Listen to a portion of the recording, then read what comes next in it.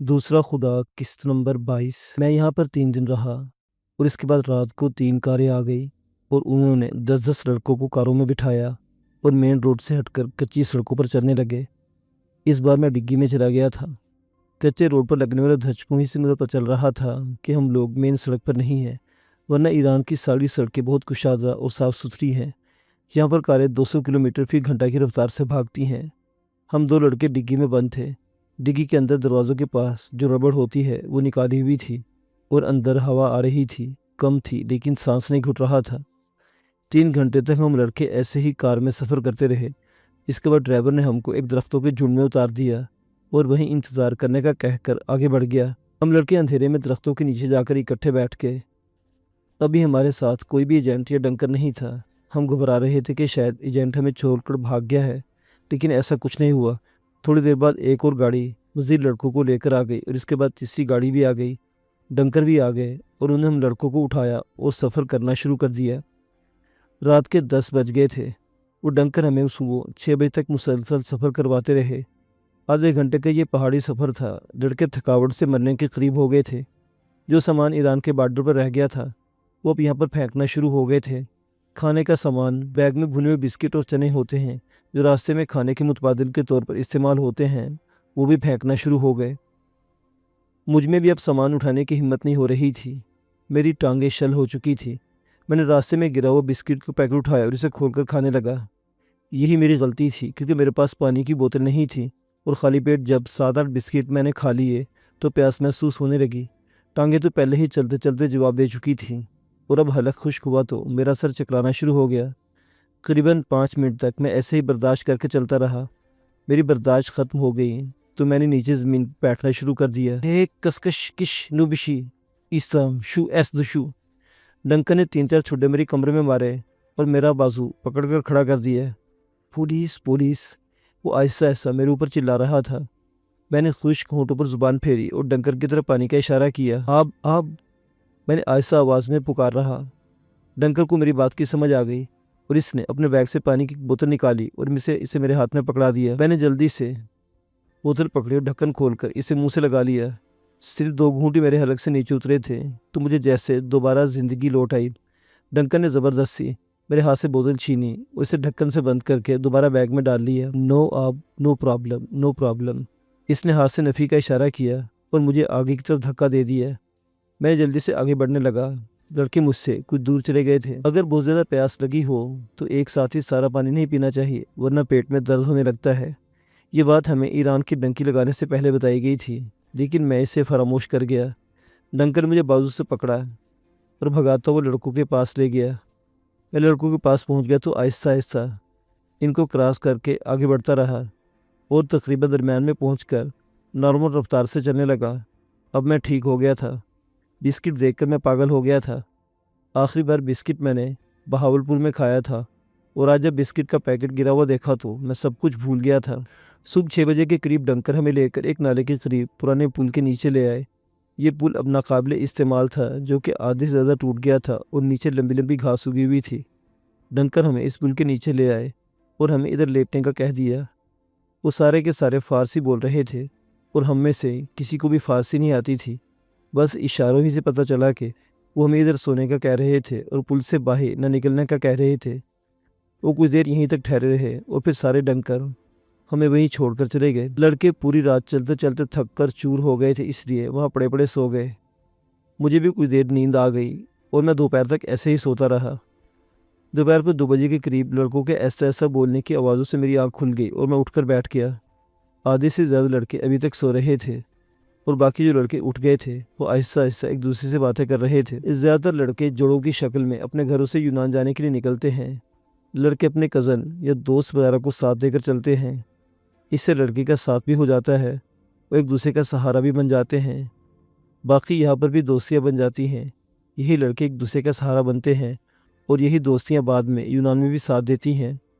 काम वगैरह तलाश करने के लिए अजनबी मुल्क में अजनबी ज़ुबान होती है और पंजाब से आए हुए इन लड़कों को क्रिकेट के अलावा कुछ भी नहीं आता, तो फिर यही वाकफियत ही काम आती है। अगले 1 घंटे तक तकरीबन सारे ही लड़के उठ गए थे और अब ऐसा ऐसा बातें कर रहे थे। इनमें से कुछ लड़के तो यूनान जाने वाले थे और कुछ दुबई के लिए भी थे। بس کے ڈرائیور لڑکے ہم سے ادھر ہی علیحدہ ہو گئے تھے۔ ہمیں بھوک لگنے لگی تھی اور ہم ڈنکروں کا انتظار کرنے لگے۔ وہ آتے تو ان کو کھانے کا بولتے، لیکن ڈنکر نے سارا دن ہمیں اپنی صورت نہیں دکھائی۔ وہ رات کو 10 بجے کے قریب ہی آئے اور آتے میں چلنے کا اشارہ کیا۔ ہم میں سے کچھ لڑکے بہت زیادہ تیز تھے، انہوں نے احتجاج کیا کہ وہ بھوکے ہیں اور ان کو کھانا چاہیے۔ یہ سن کر ڈنکروں نے ہمیں آگے سے گالیاں نکالی اور مارنا شروع کیا۔ ان کے پاس پلاسٹک کی موٹے تاریں تھیں، وہ اس سے مارتے تھے اور پورے زور سے مارتے تھے۔ یہ تار جسم پر جہاں بھی ایک بار پڑ جاتی اس کا نشان باقی رہ جاتا اور اگلے 2-3 گھنٹوں تک اس میں جلن رہتی تھی۔ 2 منٹ میں ہی ڈنکروں نے ہم تمام لڑکوں کو سیدھا کر دیا اور ایک بار پھر لڑکے قطار بنا کر آگے کی طرف پیدل بڑھتے چلے جا رہے تھے۔ اس رات بھی ہم لڑکے صبح 4 بجے تک بھوکے پیاسے سفر کرتے رہے اور آخرکار ہم نے بہم شہر کو کراس کر لیا۔ ہم خیریت سے بہم کو چھوڑ کر آگے تھے۔ صبح 4 بجے کے قریب ایک ٹرک آیا اور ہم سب لڑکوں کو لے کر روڈ پر آ گیا۔ اب ہم کرمان کی طرف بڑھ رہے تھے۔ آدھے گھنٹے تک سفر کرنے کے بعد ٹرک ہمیں ایک بہت بڑے احاطے میں لے آیا، جہاں پر اور لڑکے بھی تھے۔ ڈرائیور نے ہمیں جلدی نیچے اتارا۔ کچھ لڑکے پہلے وہاں بیگوں سمیت بیٹھے ہوئے تھے۔ ہاؤس انچارج نے ہمیں نیچے اتارا اور دوسرے لڑکوں کو ٹرک میں سوار کروا دیا۔ تم میں سے دبئی جانے والے لڑکے کون ہیں؟ ہاؤس انچارج نے ہم لڑکوں سے پوچھا تو ہم میں سے 12 کے قریب لڑکے آگے آ گئے۔ ہاؤس انچارج نے لڑکوں کے ایجنٹوں کے نام لکھے اور انہیں بھی ٹرک میں دوبارہ سوار کر دیا۔ ٹرک ان لڑکوں کو لے کر جروفٹ چلا جاتا۔ وہ لڑکے جروفٹ میں ہی قیام کرتے اور پھر وہاں سے رات کو بندر عباس کی طرف چلے جاتے۔ بندر عباس سے ایک رات کی مزید ڈنکی لگتی تھی۔ ایک پولیس چوکی کو پیدل کراس کیا جاتا اور پھر لڑکے وہاں سے بندر لیگر پہنچائے جاتے، جہاں سے آگے بوٹ اور لانچوں کی مدد سے دبئی پہنچایا جاتا۔ بندر لینگر سے دبئی صرف 150 کلومیٹر کا سمندر پڑتا ہے اور بوٹ 3-4 گھنٹے میں ہی کراس کر جاتی ہے۔ یہاں پر لڑکوں سے پیمنٹ بندر لینگر سے ہی کلیئر کروا دی جاتی ہے۔ دبئی کے اندر کوئی ایجنٹ نہیں ہوتا۔ بوٹ بھی ایرانی کی ہوتی ہے اور یہ لڑکوں کو دبئی کے کسی ویران ساحل پر اتار کر واپس آ جاتی ہے۔ لڑکے اس سے آگے خود ہی ہمت کرتے ہیں اور ساحل پر اترتے ہی غائب ہو جاتے ہیں۔ دبئی میں پاکستان، انڈیا اور بنگلہ دیشی بہت بڑی تعداد میں ہیں۔ آپ کو ہر جگہ ہر وقت کوئی نہ کوئی ہندی یا پنجابی بولنے والا مل جاتا ہے۔ لڑکے رات ایسے ہی کسی کونے میں چھپ کر گزارتے ہیں اور صبح کو جو بھی آدمی مل جاتا ہے اس سے فون کروا کر اپنے کسی جاننے والے کے پاس پہنچ جاتے ہیں۔ وہاں کے ہندی یا پاکستانی بھائی آپ کو فون بھی کروا دیتے ہیں، بلکہ اگر کہیں نزدیک ہی رہتے ہوں تو آپ کے عزیز کے گھر بھی چھوڑاتے ہیں۔ چھوٹا سا ملک ہے لیکن بہت پیارا ملک ہے، لاکھوں لوگوں کے گھروں میں روزگار فراہم کرتا ہے۔ یہ ملک تیل کی دولت سے مالا مال تو ہے لیکن فری ٹریڈز کی وجہ سے بھی مشہور ہے۔ دبئی کے اندر پوری دنیا کی مشہور ترین کمپنیوں کے ہیڈ آفس یا پھر برانچ آفس ہوتے ہیں۔ دبئی سونے کی بین الاقوامی خرید و فروخت کا سب سے بڑا مرکز ہے۔ لڑکے اپنے عزیزوں اور دوستوں کے گھروں میں پہنچ کر آرام کرتے ہیں اور پھر اپنا کوئی نہ کوئی کام وغیرہ ڈھونڈ کر زندگی کا پہیہ چلانے کی کوشش کرتے ہیں۔ پیچھے رہ جانے والے ہم سب لڑکے یونان والے ہی تھے، کچھ لڑکے ترکی والے بھی تھے، لیکن ان کی تعداد نہ ہونے کے برابر تھی۔ ترکی میں اس وقت تک زیادہ پاکستانی نہیں رہتے تھے۔ ترکی نے اس وقت نئی ترقی کرنا شروع کی تھی۔ اس دور میں وہاں مزدوری تھوڑی مشکل سے ملتی تھی اور زیادہ پیسے بھی نہیں بنتے تھے۔ ترکی والے بھی وہ لڑکے تھے جنہوں نے آگے یونان کے لیے علیحدہ ایجنٹ کرنا تھا، اس سے تھوڑے پیسوں کی بچت ہو جاتی تھی۔ ترکی میں سن 2013 کے بعد لڑکے رکنا شروع ہو گئے تھے۔ وہاں پر 40,000 کے قریب ماہانہ بچ جاتے تھے اور کام بھی نکل آتا تھا۔ یہ طیب اردو خان کی محنت تھی جس نے ترکی کو اپنے پیروں پر کھڑا کر دیا تھا اور اب ترکی میں کام اور پیسے کی فراوانی ہو گئی ہے۔ اب تو ترکی لڑکوں کو سٹے بھی دیتا ہے اور لڑکے ترکی میں کام کر کے اچھے خاصے پیسے بچا کر پاکستان بھجوا دیتے ہیں۔ ہم اس دن اسی احاطے میں رکے رہے اور رات کو ایک بار بھی ٹرک میں بیٹھے اور وہ ہم کو کرمان لے آیا۔ یہاں پر ہم نے کوئی ڈنکی نہیں لگائی بلکہ سیدھا ہی کرمان پہنچ گئے۔ کرمان ایران کے چند بڑے اور صاف ستھرے شہروں میں شمار ہوتا ہے۔ یہ شہر بہت خوبصورت ہے۔ 10 لاکھ کی آبادی والا یہ شہر اپنی ایرانی تاریخ اور تاریخی مسجدوں اور عمارتوں کی وجہ سے کافی شہرت کا حامل ہے۔ یہاں پر ہم کو صرف ایک دن ہی رکھا گیا، اس کے بعد ہم یزد چلے گئے۔ یزد میں البتہ ہم نے 2 دن گزارے اور یہ 2 دن ہم نے جنگل میں ہی گزارے۔ یہ چھوٹا سا ایک جنگل تھا جو مین روڈ سے کافی ہٹ کر تھا۔ ڈرائیور ہم 50 کے لڑکوں کو یہاں اتار کر گیا اور اس کے بعد آنا ہی بھول گیا۔ پوری رات اور اگلا پورا دن ہم نے ادھر ہی انتظار کرتے ہوئے گزارا۔ دوسرے دن لڑکوں میں بغاوت آنا شروع ہو گئی۔ لڑکے جنگل کراس کر کے نیچے گاؤں جانا چاہتے تھے لیکن باقی لڑکے ان کو منع کر دیتے۔ ڈر بھی تھا کہ اگر پکڑے جاتے تو اب تک کی محنت ضائع ہو جاتی۔ ایران والے ڈیپورٹ کر دیتے، پاکستان والے لڑکوں کو قبول نہیں کرتے تو ایرانی آرمی لڑکوں کو بارڈر کے اوپر لا کر چھوڑ دیتے اور دوسری طرف کھڑے ہو جاتے۔ لڑکے خود ہی بارڈر کراس کر کے پاکستان چلے جاتے، کیونکہ اس طرف ایرانی آرمی والے کھڑے ہوتے تھے، وہاں سے پاکستانی فورسز پکڑ کر لے جاتی تھی۔ اس لیے ہمیں اس جنگل میں باہر جانے ایجنٹ کی واپسی دن کھانے کے ساتھ ہوئی۔ یہ پتلی پتلی روٹیوں کے بنڈل تھے، بالکل کاغذ کی طرح، اور ایک پیکٹ میں 100 کے قریب روٹیاں تھیں۔ ایجنٹ کے پاس ان روٹیوں کے 3 بنڈل تھے اور ساتھ میں کھانے کے لیے کچھ بھی نہیں۔ ادھر یہی کچھ ملتا ہے، بچہ لوگ شکر کرو، خدا کھانے کے لیے کچھ تو دے رہا ہے۔ ایجنٹ نے ہم لڑکوں کے ساتھ پشتوں پر احسان کرتے ہوئے کہا۔ ہم نے خاموشی سے روٹیاں پکڑی اور ان خشک روٹیوں کو پانی کے ساتھ نگلنے لگے۔ پانی نزدیک ہی جنگل میں ایک نالا بہتا تھا، ہم وہاں سے لے کر آتے تھے، اس لیے پانی کی کوئی کمی نہیں تھی۔ خوراک کی کمی ضرور تھی، لیکن وہ بھی اب مل رہی تھی۔ 2 دن سے ہم لڑکے بھوک سے مر رہے تھے، اس لیے اب یہی خشک اور پتلی روٹیاں ہی ہمارے لیے شامی کباب کی ماننے لگ رہی تھی۔ ادھر ہی بیٹھو، کہیں دائیں بائیں نہیں جانا، کھانا کھاؤ اور سو جاؤ، آگے بہت سختی ہے، کوئی بھی ڈنکی نہیں پہنچ رہی، سب پکڑی جا رہے ہیں، اس لیے انتظار کرو، آج رات کو نکلنے کی کوشش کریں گے۔ ایجنٹ ہمیں کھانا دے کر واپس چلا گیا اور ہم لڑکے رات کا انتظار کرنے لگے۔ اس رات کوئی ڈنکی نہیں لگی اور ادھر ہی ہم لوگوں کی دوسری رات بھی گزر گئی۔ دن کو ہم کھانے کا انتظار ہی کرتے رہے، لیکن کوئی کھانا نہیں آیا۔ رات کو 10 بجے کے قریب ایک ڈنکر آیا اور ہمیں لے کر چلنے لگا۔ ہم لڑکے جنگل سے باہر نکلے تو کچے روڈ پر ایک آئل ٹینکر کھڑا تھا۔ یہ گول ٹینکی نما ٹینکر تھا۔ پاکستان میں اکثر آپ نے آئل ٹینکر دیکھے ہوں گے جن کے اوپر ڈھکن لگے ہوتے ہیں۔ اس وقت وہ ڈھکن اوپر کو اٹھے ہوئے تھے۔ ڈرائیور نے ہم لڑکوں کو ٹینکر کے اندر بیٹھنے کا اشارہ کیا اور ہم لڑکے جلدی جلدی ٹینکر کے اوپر چڑھ کر اندر بیٹھنے لگے۔ بڑا ٹینکر تھا، لیکن 50 لڑکوں کے لیے چھوٹا تھا۔ ہم سب لڑکے اندر ایک دوسرے کے ساتھ پھنس کر بیٹھ گئے اور پھر ڈرائیور نے ڈھکن بند کر دیا۔ اندر گھپ اندھیرا ہو گیا اور یہاں سے ہم لڑکوں کی زندگی کا خوفناک ترین سفر شروع ہوا۔ 10 منٹ میں ہی ٹینکر کی آکسیجن کم ہو گئی اور سانس لینا بھاری ہو گیا۔ ٹینکر کے نیچے سوراخ کر کے ہوا کے گزرنے کا راستہ بنایا گیا تھا۔ یہ پیندے کی طرف 4 سوراخ تھے، لیکن 50 کے قریب لڑکوں کے لیے ناکافی تھے۔ گول پیندہ ہونے کی وجہ سے ہم لڑکے ایک دوسرے کے اوپر بیٹھے ہوئے تھے۔ یزد سے کاشان قریباً 360 کلومیٹر کا سفر ہے۔ ایک عام بس یا گاڑی 3 سے 4 گھنٹوں میں یزد سے کاشان پہنچا دیتی ہے۔ یہ سیدھا راستہ جنائی سے ہو کر گزرتا ہے، لیکن یہاں پر پولیس کی بہت زیادہ چیکنگ ہے۔ کچھ چیک پوسٹوں میں تو پولیس والے بڑے بڑے ٹینکروں اور ٹرکوں کو بجلی کی تاریں لگا کر دیکھتے ہیں۔ بندے اگر کہیں چھپے ہوتے ہیں تو کرنٹ سے چیخنا شروع کر دیتے ہیں۔ یہ راستہ آگے ایرانی دارالحکومت تہران کو جاتا ہے، اس لیے ادھر کے لیے تھوڑی سختی بھی زیادہ ہے۔ یہ ٹینکر ہمیں اصفہان کے راستے لے کر گیا اور پھر وہاں سے کاشان لے کر گیا۔ اصفہان کی طرف راستہ 580 کلومیٹر ہو جاتا ہے اور ٹینکر مین روڈ سے ہٹ کر کچے پکے راستوں پر چلتا رہا اور 7 گھنٹوں میں کوشان پہنچایا۔ یہ 7 گھنٹے ہماری زندگی کے طویل ترین گھنٹے تھے۔ آکسیجن ختم ہو جائے تو انسان مر جاتا ہے، لیکن اگر آکسیجن کم ہو جائے تو آدمی مرتا نہیں، لیکن اس کی زندگی عذاب بن جاتی ہے۔ صرف 1 گھنٹے میں ہی ٹینکر کسی تندور کی طرح جلنے لگا۔ گرمی حد سے زیادہ بڑھ گئی، جسم کے اندر موجود سارا پانی ختم ہو گیا، سانس سینے میں اٹک اٹک کر چلنے لگی۔ شاید میرے پاس وہ الفاظ ہی نہیں جن میں یہ قصہ بیان کر سکوں۔ یونان کے اس سفر میں سب سے زیادہ ڈر پکڑے جانے کا ہوتا ہے۔ آپ یونان کی نہر کراس کرتے ہوئے بھی پکڑے جائیں، جو یونان اور ترکی کا بارڈر ہے، تو بھی وہاں سے سیدھا ایران اور پھر پاکستان ڈپورٹ ہو جاتے ہیں۔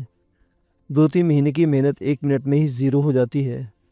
سب سے زیادہ خوف پکڑے جانے کا ہی ہوتا ہے، کیونکہ اگر پکڑے گئے تو پھر اسی غربت اور افلاس کی زندگی میں دوبارہ دھکیل دیا جاتا ہے۔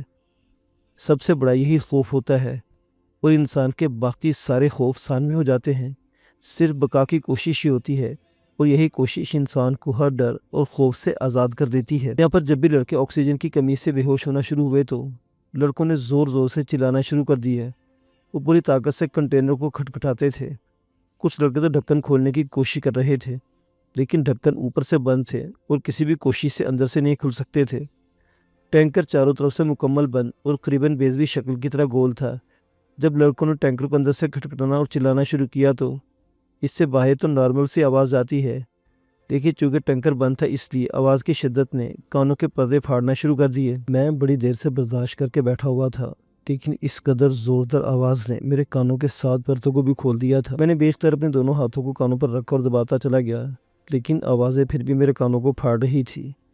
گرمی، حبس، آکسیجن کی کمی اور شور نے ہم کو مرنے کے قریب پہنچا دیا تھا۔ ہم سب لڑکے بے ہوش ہونے کے قریب پہنچ گئے تھے، لیکن ان آوازوں نے ہمیں پھر عذاب کی زندگی میں ہوش دلا دی۔ میں نے اپنے سر کو گھٹنوں میں دبایا تاکہ آواز کی شدت کم سے کم ہو۔ اس سے مجھے کچھ سکون ملا، لیکن لڑکے بدستور چیخیں مارتے رہے۔ باہر ٹینکر کچے راستوں پر تھا اور ڈرائیور کو پتا تھا لڑکے جب گرمی اور حبس میں تنگ ہو گئے تو چلائیں گے، اس لیے اس نے ان باتوں پر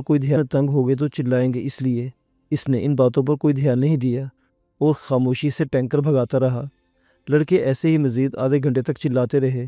اس کے بعد ان کی ہمت جواب دے گئی اور وہ دوبارہ بیٹھ گئے اور زندگی کی تگ و دو کرنے لگے۔ زندگی اور موت کی اس کشمکش کا سلسلہ مزید 1 گھنٹے تک جاری رہا اور پھر اس کے بعد سب لڑکے آزاد ہو گئے۔ انہیں اپنی موت کا یقین ہو گیا تھا۔ دعائیں جتنی بھی تھی سب ختم ہو گئی اور ہم سب اپنے مرنے کا انتظار کرنے لگے۔ ہمیں اس ٹینکر میں سفر کرتے ہوئے قریباً 3 گھنٹے ہو گئے تھے، لیکن ایسا لگ رہا تھا جیسے ساری زندگی اسی ٹینکر میں گزر گئی ہو۔ ہم لڑکے زمان و مکان کی قید سے آزاد ہو گئے تھے۔ 1 منٹ میں 1 صدی کا سفر کیسے کیا جاتا ہے، اس کا اندازہ اس دن ہم سب لڑکوں کو ہو گیا تھا۔ آئنسٹائن کا نظریہ انسانیت کو میں جان گیا تھا۔ انسان ایک پل میں کئی صدیوں کا سفر کر سکتا ہے۔ وقت مستقل نہیں۔ ہم میں سے آدھے لڑکے بے ہوش ہو گئے تھے اور جو ہوش میں تھے وہ اتنے ادمرے ہو گئے تھے ہلا سکتے تھے۔ میں اپنی آنکھیں بند کیے مسلسل ایمان کو یاد کر رہا تھا۔ ایک ایمان کا چہرہ ہی تھا جو مجھے اس درد سے نجات دلا سکتا تھا، لیکن یہاں پر ایمان بھی نہیں پہنچ پا رہی تھی۔